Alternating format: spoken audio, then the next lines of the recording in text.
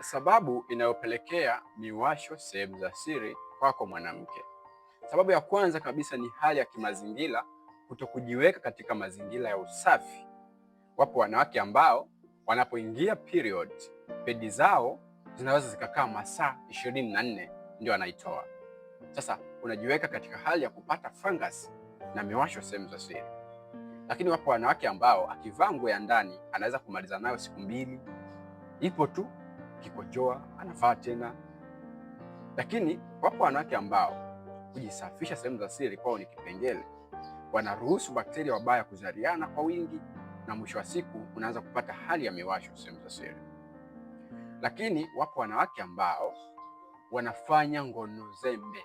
Kama wewe ni mwanamke na uko na mahusiano, pengine kuna hali ambayo mwanaume wako alishaipitia ukaiona, ya kuanza kupata fungus kwenye maumbile yake yale ya uume, ambapo mara nyingi anakuwa chini ya zile korodani, kwenye pumbu au kwenye kichwa cha uume.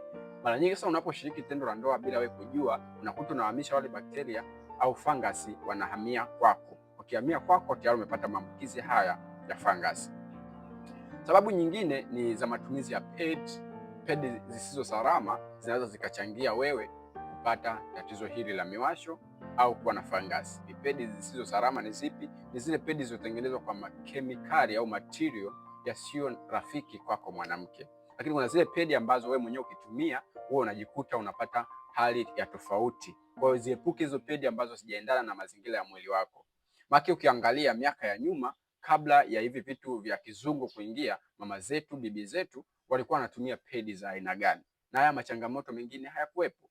Kwa hiyo kama unapata hali ya miwasho sehemu za siri, hakikisha kwanza unajua chanzo na sababu inayopelekea wewe kupata hiyo hali ya miwasho, kisha epuka vile vyanzo, utaanza kuishi katika mazingira salama. Lakini kama ni hali ambayo inakuathiri tayari, unaweza kuchukua namba kwenye bio, afikisha nipigie simu niweze kukuwasaidia namna sahihi ya kuweza kuondokana na hiyo hali ya miwasho sehemu zako za siri.